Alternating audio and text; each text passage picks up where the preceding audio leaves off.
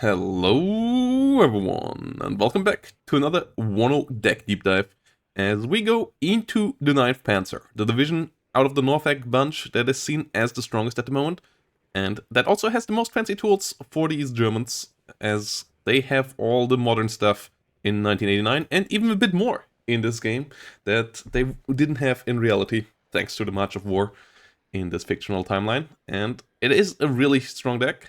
It's one of my favorites as well out of this DLC, both for personal reasons, East Germany, connections to my family, and also gameplay reasons, because T-72s are fun. And we start in the logistics step, where we have Urals, T-815s as the big boys, though Urals would be nicer as a second card, but these are good for your artillery. And SPWs here with 3 availability, which is nice, as our little lead unit. You could go for these guys as well. These are actually a bit faster, but have less hit points. So there is the trade-off here, 5 points. Slightly better survivability against artillery. That could come in handy. And then we have the infantry tab, where we have the BMP2s. And I want my BMP2s to be as good as possible. So these are coming with 2 vet. And then BMP1 with the Conquerors for 95 points, and then 1 cheap with the 30-point BMP1 for the Modschützen here as a cheap option, and then as a fast option, 1 in trucks, so that you can get in the early game into positions together with the Pioneers. And yeah, the Modschützen here coming in trucks, pretty important. Currently, the 30mm grenade launchers are really popular as well. Though with only 6 availability, I feel like you can't quite afford this in this tab. But it's a worthwhile consideration as well. The ATGMs coming in UATs as well, because you only want them in the early game mostly to get into fast places to give you a bit of AT, and then later on, if you need a quick reinforcement on flank. Otherwise, you have your IFVs and your tanks for anti-tank operations, so getting more BMPs here, not really worthwhile for them, because they're just too slow at that point. But yeah, BMP2s with 2 vet, so you don't get that many of those, but they are really efficient at this point.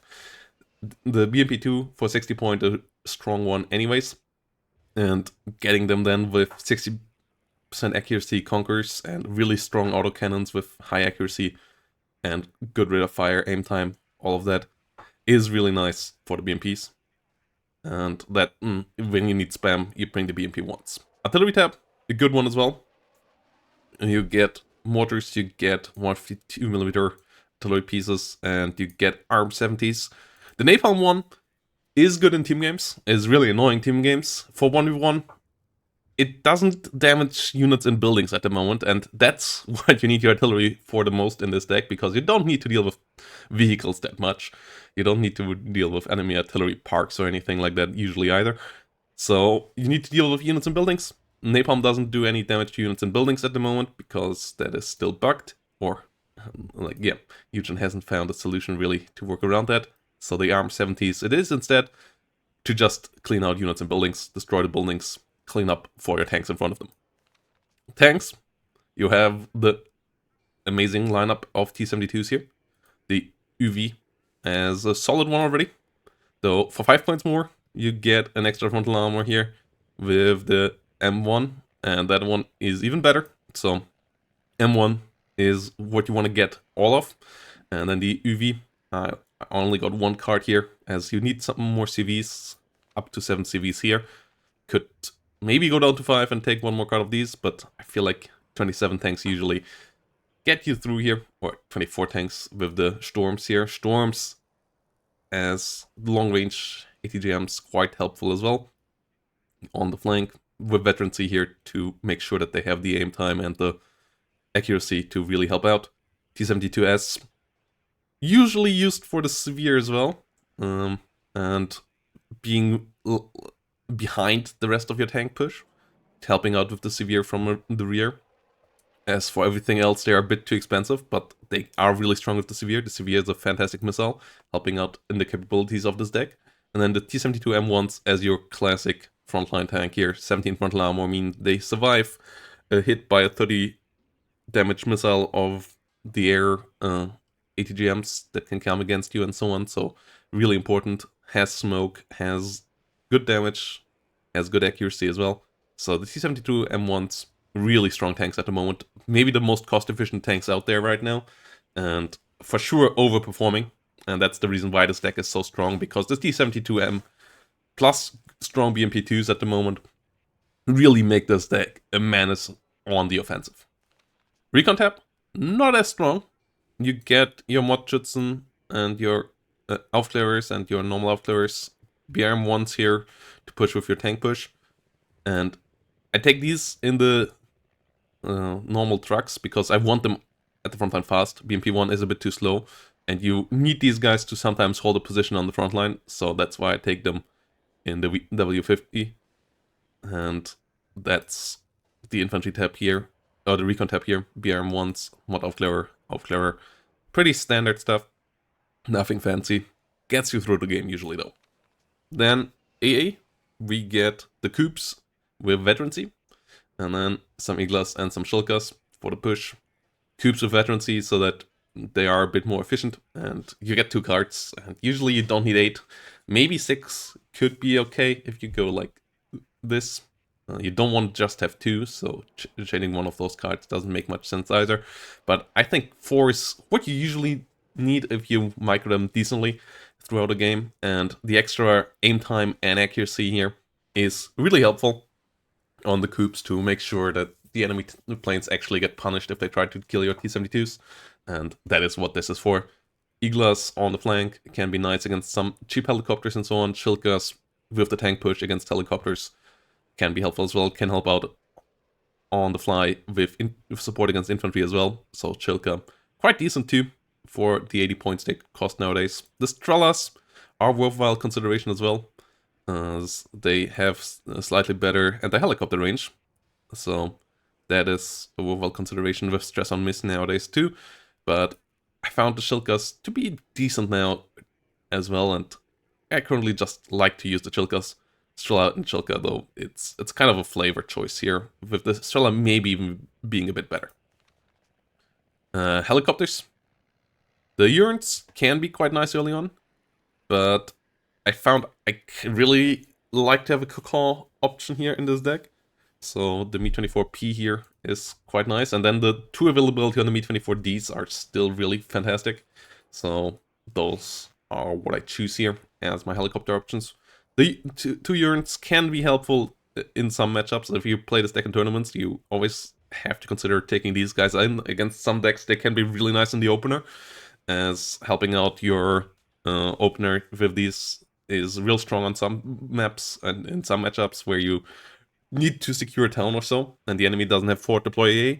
But too often against the decks where you actually kind of want them, enemy has fort deploy AA and just kills them outright anyways, so it's a bit troublesome to just put them in there, I feel like. And the Mi-24s do the role more consistently, but for sure not a bad option either. You just can't afford the 3rd slot with 3 cost. As we then come to the air tab, which is having one decent fighter here with the MiG-23 ML. No clue why this one here has less availability when it has the worst missile as well. That is still... and it costs the same as well. Like, this one is just outright better than everything outside of ECM. But, yeah, still. Always take this one. And then you have Su-22s in different forms. The rocket one is a fast call-in one that can also come in to eat missiles for the cluster and the AT one.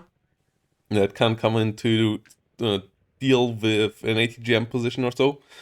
Way cheaper than the HE variant. The HE variant is really good at dealing damage, but this one is what you usually need. Like, the targets that you can bomb with this are plentiful, and this thing can really nuke stuff, but it's also really expensive for that. This nearly costs half, and for the missions that you need your air for, this usually does the job. As outside of ATGM positions, there's not that much that you can't kill with the other 2 here either. The AT really good against planes against tanks, and the cluster against bunched up stuff, against AA pieces or so, can be quite nice as well. So yeah, this is the gang. If you need to protect your cluster and have something eat a missile for it, the rocket can be nice there as like kind of seed plane, just by health bar on its own.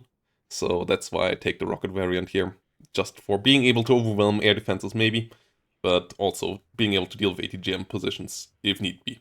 And yeah, this is the deck. It's really centered around the infantry and the tank tab.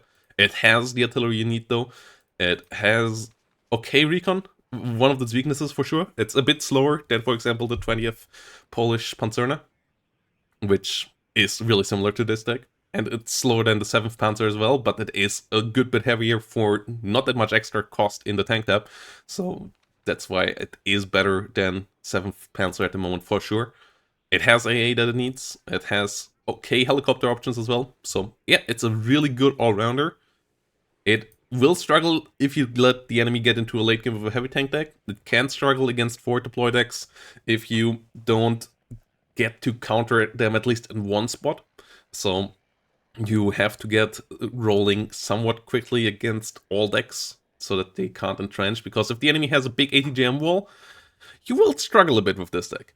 And not having 2275 meter HE damage output onto the enemy can be troublesome. The artillery tab can help out with that, but it's not gonna be easy if the enemy can just get an ATGM wall up against you.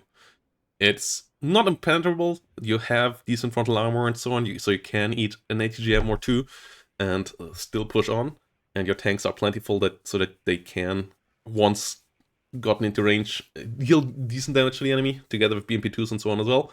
But it can be sometimes somewhat problematic there. So, yep, this is the 9th. Really, really strong. Currently an S tier division, most likely, in most matchups and maps at least.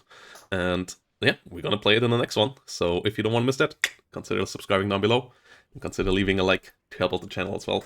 See you in the next one.